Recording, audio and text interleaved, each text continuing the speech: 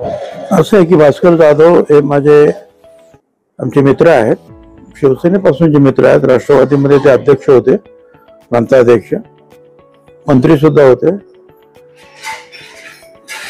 अजून त्यांचं राजकारणातलं काम थांबवावं असं त्यांचं वय नाही आहे. मित्र म्हणून तर मी हेच सांगेन की ठीक आहे, राजकारणात चढ उतार होत असतात, सगळ्या गोष्टी आपल्या मनाप्रमाणे होत नाही, म्हणून राजकारण एकदम सोडून देणं असं तुम्ही जाहीर करणं हे काही मनाला पटत नाही.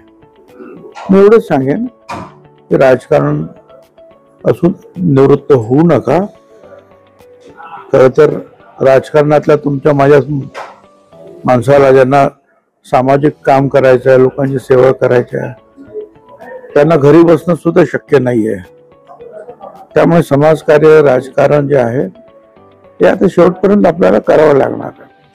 अडचणी येतात, जातात सुद्धा, सुटतात. सर्वात मोठी चूक ठीक आहे, आता कधी काळी जे आहेत, आम्ही काही निर्णय घेतले, त्यांनी काय निर्णय घेतले, काही निर्णय हे बरोबर असतात, काही निर्णय हे नंतर आपल्याला वाटतं की आपलं चुकलं. मला सुद्धा अनेक लोक असं म्हणतात, अरे शिवसेनेत असते तुम्ही, बाळासाहेब तुम्हाला मुख्यमंत्री करणार होते. काँग्रेसवाले म्हणतात तुम्ही गेले नसते जर 99 सालामध्ये पवार साहेबांबरोबर, तुम्हीच मुख्यमंत्री होणार. ठीक आहे ना. काय तर या सगळ्या गोष्टी अप डाऊन ज्या होत असतात, मग पुढे जे आहे ते आपण काम करत राहायचं असतं. असं झालं असतं तर काय झालं असतं, तसं झालं तर काय.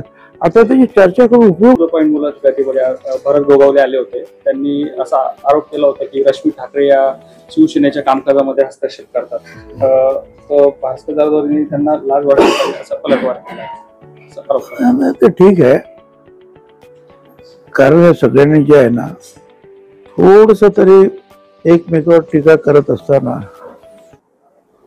त्याला ते सीमा ठेवली पाहिजे, काही थोडंसं कंट्रोल केलं पाहिजे. आपण कुठपर्यंत बोलायला पाहिजे, कुणावर आरोप करायला पाहिजे. मला तरी स्वतःला काही असं काही वाटत नाही. मी शिवसेनेत होतो त्यावेळेला मासाहेब पण होत्या, या पण रश्मी बहिणी पण तिथे आलेल्या होत्या लग्न होऊन.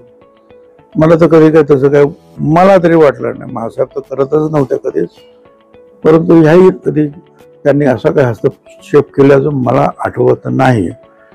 आणि सध्या मी शिवसेनेत नसल्यामुळे मी त्याच्यावर काय सांगणार. माझा अनुभव. आरोप भास्कर जाधवांनी केलाय, मतदानाच्या दिवशी घरासमोर मंतरलेले किशोर लिंबू रामदास कदम यांनी टाकले होते आणि तरी रामदास कदम यांचा पराभव झालाय असं भास्कर जाधवांनी म्हटलं. मी काय सांगू त्याचे असं कोणी काय केलं हे मला काय नक्की माहिती नाही. अरे हे आरोप करतात, प्रत्यारोप करतात. जर केलं असतं त्याचा काय फायदा तोटा आहे की त्याची मी कधी काही माहिती घेतलेली नाही. आता अनेक लोक असे आहेत की म्हणजे शरद पवार साहेब आहे, अजितदादा सुद्धा आहे, आम्ही सुद्धा त्यातल्या काही ना गोष्टी न करता सुद्धा निवडून येतोच आहोत, पुढे जातच आहोत. आता त्याच्याबद्दल असं आहे की मी एवढं सांगेन, अंधश्रद्धेपासून सगळ्यांनी दूर राहायला पाहिजे. अंधश्रद्धेच्या विरोधात महाराष्ट्र सरकारनं कायदा केलेला आहे. श्रद्धा असावी, श्रद्धेबद्दल काय म्हणत. आता आपल्या विठ्ठलाला भेटायला लाखो लोक जात आहेत प्रेमाने, ती एक श्रद्धा झाली, अंधश्रद्धा नाही. ती अंधश्रद्धा ही वेगळी आहे. नवीन नवीन घडामोडी पाहण्यासाठी आजच आम्ही मुंबईकर 24 तासला लाईक करा, सबस्क्राईब करा आणि अपडेट रहा.